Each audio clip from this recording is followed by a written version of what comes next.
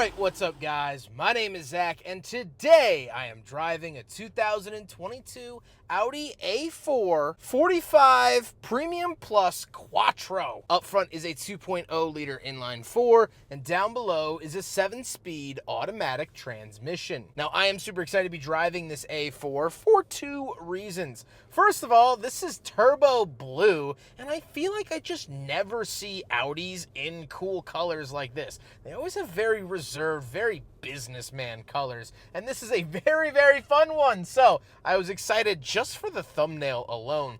But the second reason is the fact that this is a few years old. This is the 3-year-old vehicle, and the owner purchased it for a very modest price. So we're going to be talking about if this is a smart purchase to make on the secondhand market. But if you would like to submit your own vehicle and have it reviewed here on the channel, you can head on over to my website, zackpradel.com/submit. It's a quick and easy submission form. It takes under a minute to fill out, and I come out to you.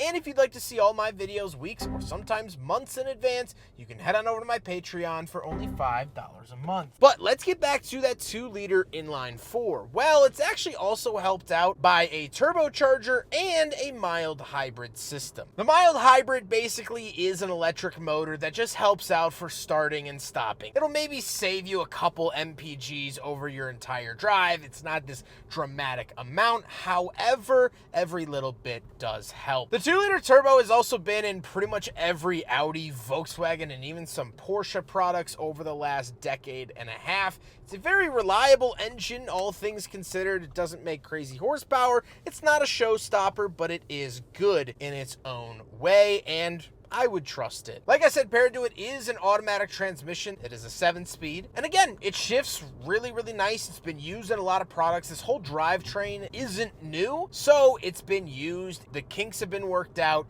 which is very, very nice. Last but not least, similarly, Quattro system. Not new to anyone, and it is way better than the earlier cars. It is a very good all-wheel drive system. So how does it feel to drive the Audi A4 Premium Plus? Well, it rides nice. It does have that sporty-er ride. It's not quite like a Cadillac. It doesn't quite float over bumps, but it does have a nice solid ride. It's enjoyable, and it's not rattling my fillings out of my teeth. It definitely rides nicer than, say, a Camry or Corolla or Accord or Civic, which we'll talk more about later on. Visibility is okay. This vehicle does have aftermarket tints, but visibility is okay. Not stellar, but also not terrible. All right, a little acceleration here as I get cut off by a Kia Niro. It's good. It's good. It's not world-bending. My brain isn't in the back seat. It's good. It's solid. It's good. With that stuff out of the way, let's talk about the interior. Well, in front of me, I have a completely digital gauge cluster. I really enjoy this. I think it's very clean, very simple, and very easy to read. And even 2025 Audis still have the same cluster. On the steering wheel, on the left, we have our skip track, view, and OK slider. And off to the right, we have our heated steering wheel, skip track, and volume. Off to the left, we do have a climate control vent, headlight switch, and gauge dimmer switch. And moving on to the door, we have our lock and unlock, memory seat options, power mirrors, and power windows. Moving into the center, we get our infotainment display. This does have Apple CarPlay and Android Auto. Here's what the backup camera looks like in case you're curious, and overall, I have to say it is a pretty good look. Still feels very modern, still feels brand new, and we'll talk about that again more towards the end of the video, but I really, really enjoy it. Down below, we have 2 climate vents with the hazard switch and our climate controls. We do get dual zone climate, auto climate, this little digital readout, and the readouts on the knobs themselves, very, very nice. And the clicking from the actual knobs is very good, very satisfying, and feels very high quality. Take a listen.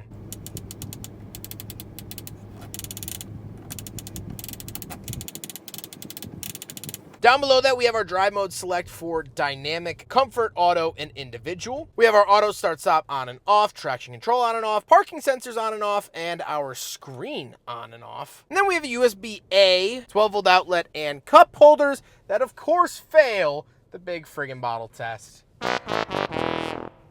Then we do have a big cubby and the shifter. The shifter's a little bit weird, a little bit harder to get used to if you haven't driven one before, but I don't mind it. Power parking brake, and off to the right we have our volume that also works as a skip track knob Absolutely love the duality here. Then we do get a center console and the seats. The seats are heated and they are power and memory. I like them. I enjoy them. I'm not getting stiff. My back isn't hurting. My legs aren't falling asleep, so I really like that. However, speaking of seats, we do have back seats, so let's go do a back seat review. All right, so we're in the back of the 2022 Audi A4 45 Premium Plus Quattro.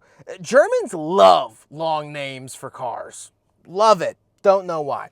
Once we are back here, my knees are not hitting the seat in front of me, although it's not as much space as I would like, but my head's also not hitting the ceiling. This is dramatically better than the Audi A3 that we tested earlier this year. That was a 2025, and I did feel pretty crammed back there. This is actually a livable amount of space. I could ride back here for a couple of hours and not throw too much of a tantrum, at least not because of this. I tend to throw tantrums for other reasons, but not for this. This is actually a really nice back seat. We do have temperature control back here. We have a 12-volt outlet and 2 USB-As. Again, the USB-A is the only thing inside this car that actually somewhat dates it. You see USB-A and you're like, no one really uses that anymore. That is the only thing on the interior that actually makes it feel like maybe not the brand new model. But still, that's such a minute, small detail. We can pull the center console down. Somewhere in here we have cup holders apparently. Oh, those fold out in a really weird way. That's interesting. But there you go. That is the usable back seat of the Audi A4. Let's hop into the very back. We'll take a quick look at the trunk and cargo space, and then we'll talk about the looks. All right, around the back of the Audi A4. Button right there, and we do have a nice sized trunk. We do get an A4 floor mat. Absolutely love to see that, but otherwise, that's pretty much it. Nothing really too crazy. We do get some side cargo nets, and we do get a 12-volt outlet tucked back there. Always love to see that in SUVs, but definitely extra nice to see that in a sedan. So very, very cool. But overall, that is the rear trunk space of the A4. Grab the handle up here. Oh, that's the issue with like grabbing like this. Sometimes you can't get good leverage. There we go. Nice, clean, and not very simple, but something. Now we gotta talk about the looks, and obviously the first thing you're gonna notice is that turbo blue color. It is absolutely fantastic. Funny enough, looks a lot like Boost Blue from Ford, and I just love the fact that this is an Audi. This is like the businessman's mobile, and yet it has a fun color. So rarely have I driven Audis in fun colors, and this absolutely has one. But overall, the look of the car still looks brand new. This looks like the all-new Audi A4, and it's not. It's several years old. Now, you could take that two ways. Audi hasn't really been updating their product line all that much, and it's really starting to show now. But also, if you're buying one on the secondhand market, you could buy a used one, and it's gonna feel brand new. So, with that being said, that pours heavily into my final thoughts. What do I think driving this Audi A4? Well, first of all, I love it. This has been a very good experience. I've always enjoyed this classification of car. You don't need the S4 in order to have fun. It drives well, it's comfortable, and it feels luxurious. It feels nice. This feels like a more premium experience than what you would find in a Camry or an Accord. So let's talk about it. The owner was kind enough to share with me what he purchased this vehicle for a couple months ago. He bought it for $27,000 and some change, but $27,000. That is an absolute steal for this vehicle. Now, German cars depreciate relatively quickly, and you should use that to your benefit. This was probably a $50,000 car when brand new, but it's depreciated, and now he has purchased this for less money than a brand new Toyota Corolla. The time I'm filming this, I also have a press loan of a Toyota Corolla FX. That car is stickered at $30,000. That car has a naturally aspirated 2-liter. It's very slow. That car has a CVT that is absolutely horrendous. That car does not have heated seats. That car does not ride as nice as this. That car has a smaller infotainment display. That car does not have dual zone climate. This has all of those features. And yes, you're buying something older. Sure, it's had an owner before and he bought it at about 44,000 miles. That's not brand spanking new, but everywhere I look in here, this feels brand new. If you would have told me, Zach, this is the all-new 2026 Audi A4, I would have said, wow, Yeah, it's modern. It's good. It looks nice. I would not have bat a single eye at this car being a 2026, but it's actually a 2022. So it just goes to show you, if you do want that new car, you want 0 miles on it with the spanking warranty, and you want to go to the dealership and you want to shake hands, you can absolutely do that. But value for money, this might be the move. And sure, that Toyota might last you 200, 300,000 miles. But if you're only going to use a car for the first 100,000, get the A4. The motor's going to hold up to then. Maybe it won't be a 368,000 mile beast in a couple of years. But if you own your cars and get new ones every 5 years, go with this. This is going to be a more blissful 5 years than 15 years of scraping the bottom in that Corolla. That's what's so impressive about this car. It's really good value. And if you're looking for a new daily driver, I'm sure the new car deals are very tempting. But I would